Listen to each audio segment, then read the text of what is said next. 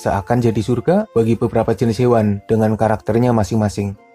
Afrika merupakan daratan yang dipenuhi savana luas dengan rumput ilalang, pegunungan tinggi yang subur, hutan lebat yang dipenuhi pepohonan, gurun pasir menghampar yang seakan tak berujung sejauh mata memandang, dan berbagai keunikan lain yang seakan disediakan bagi semua hewan. Beberapa jenis monyet dan anjing liar menghuni pegunungan. Gurun pasir jadi habitat bagi beberapa reptil. Hutan jadi tempat berlindung para gorila dan beberapa hewan pemalu. Dan savana seakan jadi surga bagi berbagai jenis hewan yang ada di dalamnya.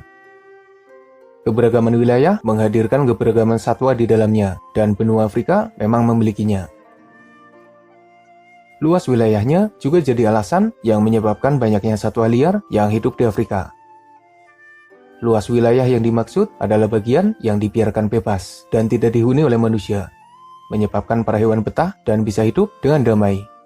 Bandingkan saja dengan wilayah Eropa yang penuh dengan hunian manusia dan minimnya kawasan liar yang bisa dihuni oleh para hewan. Begitu pula dengan kawasan Asia yang bahkan begitu sempit karena banyak dihuni oleh manusia. Wilayah Afrika yang menyimpan banyak wilayah bebas mungkin hanya bisa diimbangi oleh daratan Australia dan kawasan Amerika Selatan yang terkenal dengan hutan Amazon. Jika kita melihat data populasi manusia di setiap benua, Afrika berada di posisi kedua di bawah Asia sebagai benua yang paling banyak dihuni oleh manusia. Tapi populasi yang banyak diimbangi dengan wilayah yang luas, menyebabkan Afrika tetap saja dianggap sebagai wilayah yang lega bagi semua penghuninya. Hal ini terbukti dengan banyaknya wilayah yang bebas dari manusia. Meski sebagian wilayah Afrika adalah daratan yang tandus, tapi sebagian yang lain merupakan wilayah yang subur, menyebabkan banyak tanaman bisa tumbuh di sekitarnya.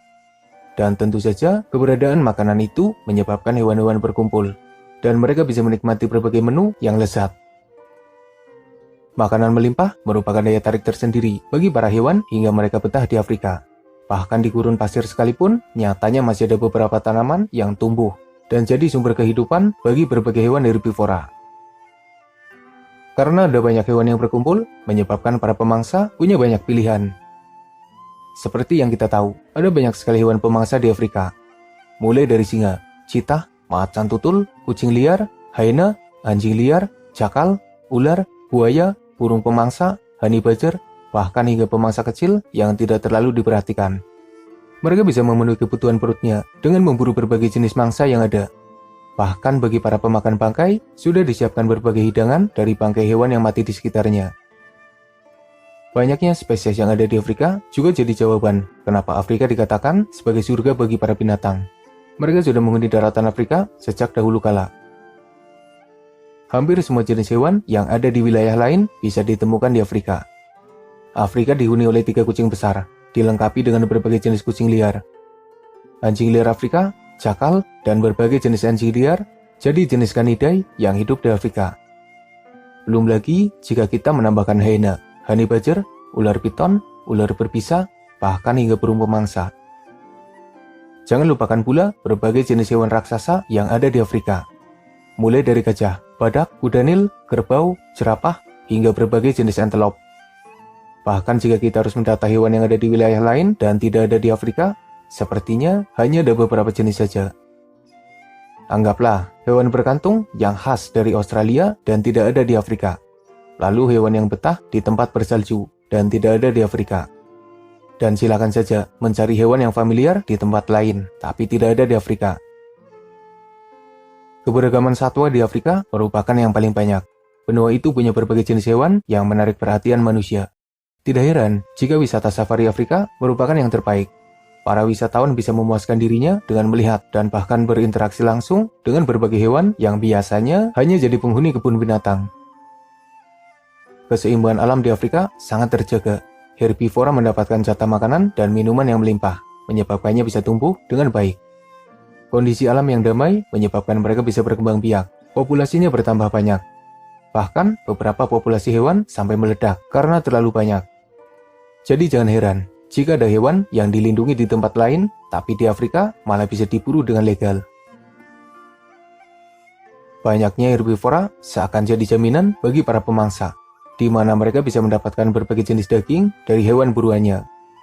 Bahkan pemakan bangkai juga tidak kekurangan makanan karena banyaknya bangkai hewan yang ada. Keseimbangan alam di sana terjaga dengan baik. Ada yang terus tumbuh dan berkembang biak. Ada yang jadi penyeimbang dengan membantu memangkas populasi yang terlalu banyak. Ada yang bertugas sebagai pengurai makanan. Dan mereka adalah bagian alami yang secara langsung memutarkan roda kehidupan liar di Afrika. Kondisi alam yang baik, subur, luas, nyaman, dan cocok bagi berbagai jenis hewan dilengkapi pula karena minimnya interaksi dengan manusia. Hewan dan manusia bisa hidup berdampingan di Afrika. Mereka seperti paham dengan wilayahnya sendiri, sehingga jarang terjadi masalah dengan manusia.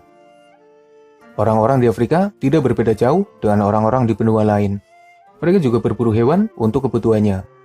Tapi mereka memburu hewan sesuai kebutuhan, tidak rakus, dan tidak memburu hewan hanya demi kesenangannya semata. Sebagai contoh, macan tutul di Afrika jarang memasuki wilayah manusia, berbeda jauh dengan macan tutul yang hidup di Asia.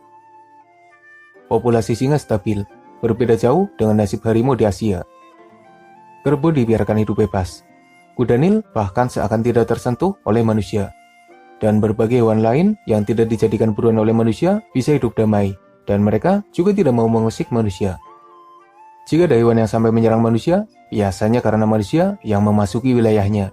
Tapi jika tidak ada interaksi dan mereka tidak merasa terusik, hewan liar di Afrika sebenarnya mengabaikan manusia. Sikap manusia di Afrika bisa dibilang sangat baik, dan mereka bisa hidup berdampingan dengan para hewan. Bayangkan jika orang-orang Afrika punya hobi berburu hewan demi kesenangannya.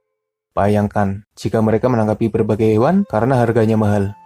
Bayangkan jika mereka terus membangun pemukiman sampai memasuki kawasan hewan liar. Tentu daratan Afrika tidak sedamai saat ini bagi para hewan.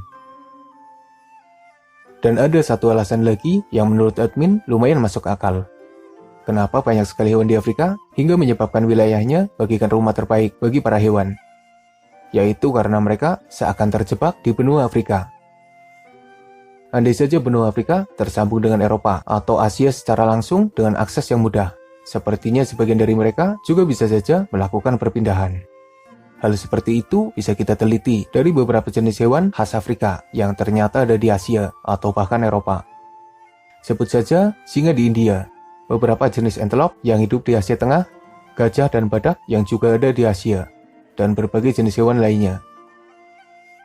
Dan dengan berbagai alasan yang ada, sepertinya Afrika memang rumah terbaik bagi para hewan liar.